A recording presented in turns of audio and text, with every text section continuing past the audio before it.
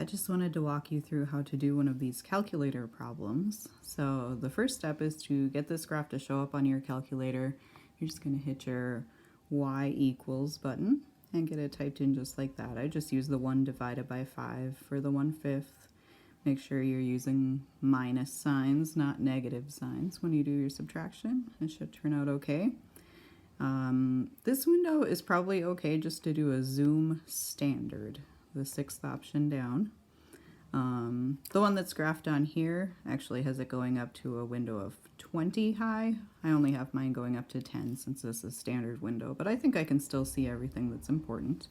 The first thing they wanted me to label is the zeros. So I see 1, 2, 3 of them. And technically I already know that they are at 2, -2, and 7 because this is in factored form. But I just wanted to remind you for the other problems how we would do that. So it's under second trace. And when we're looking for the zeros, the x-intercepts, we're going to do that. Now let's say I wanted to find that 0.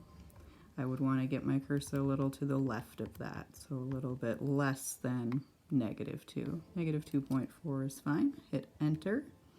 Then I want to move my cursor a little to the right.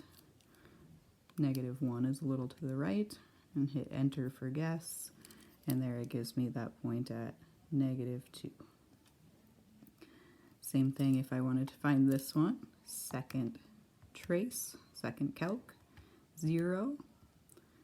This time a little to the right is here, a little to the left, and enter for a guess, and there's that 2. So I could do the same thing for that third 0 and get a 7. The other thing we're trying to find today is the maximum and minimum, or plural is maxima and minima, extrema.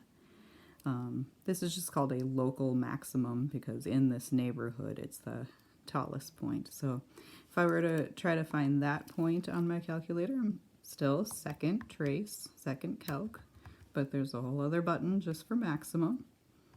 Same idea, we're going to go a little to the left of that bump, a little to the right, and enter. And we want to write that to 3 decimal places, so -0.270, comma 5.710. And I put the 0 in there to show that I really was going to 3 decimal places. And then to get my minimum, there's another option for that. And that one's way down here. I'm going to stop a little to the left, enter a little to the right, enter one more time, and there's my minimum. I will round that up to a 937.